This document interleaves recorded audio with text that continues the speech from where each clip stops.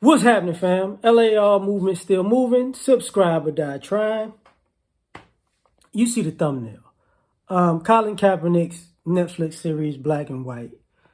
My first impressions, I guess on volume 1, right?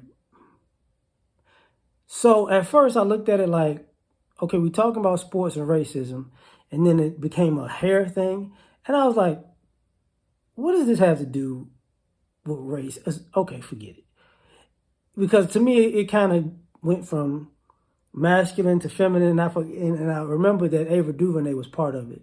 So there's going to be little subtle hints at black people, then black women, then black people abroad, and then black gay people. It's like a hodgepodge, all these things, and I see that permeating through the thing.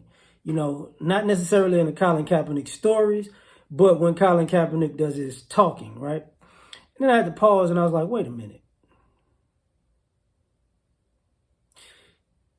He's talking about his black experience as an adopted kid of white people. And I had to take a minute of perspective and go, maybe as an adult, he's actually wrapping his head around what the black experience is, because what it looked like was that his parents were cowards and they knew exactly what was going on, but they never addressed what was going on because they wanted to make him the whitest black kid they know. Now, they could be just nice people who this is their way of navigating society. So he's black, they're white, and as long as we raise him to be like us, it'll be just fine. But the problem was they knew his experience was different from theirs when they would be in the same place at the same time. And it was just cowardly. But another thing about this is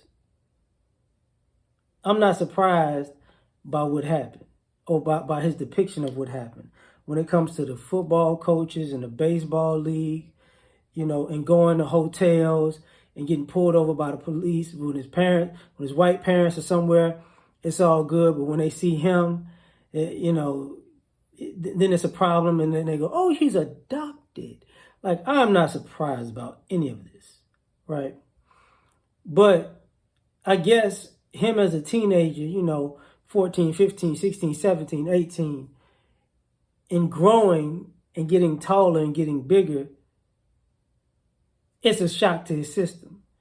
Then going to college. And then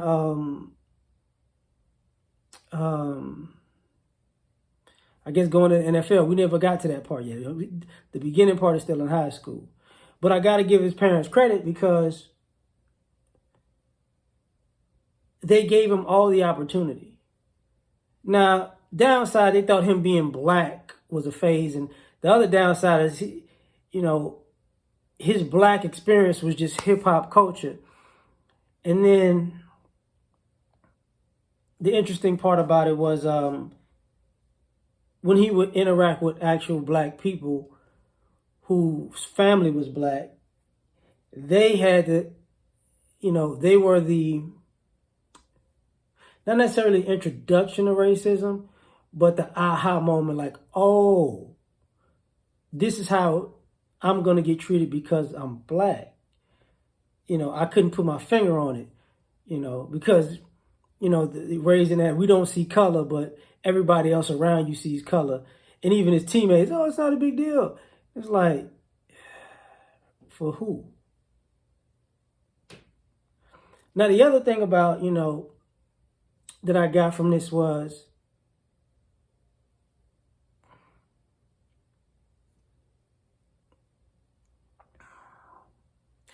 white people don't see themselves as cowards because they don't see picking fights with children as a big deal as long as they're not white. Now, there are certain things that all kids do that might be rambunctious that you're like, look, cut it out. But they're not out to pick a fight or call as a grown man or call the cops on a child because I'm uncomfortable. You know, they're comfortable making you uncomfortable and uncomfortable with you saying, hey, leave me alone.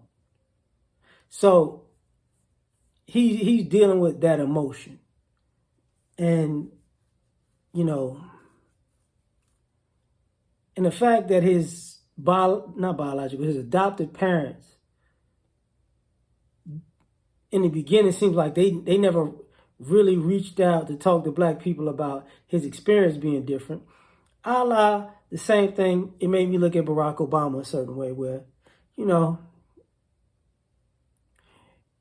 you have two different lives. Like one, a black life that accepts what America is, and a white life that's like, I don't know what you're talking about.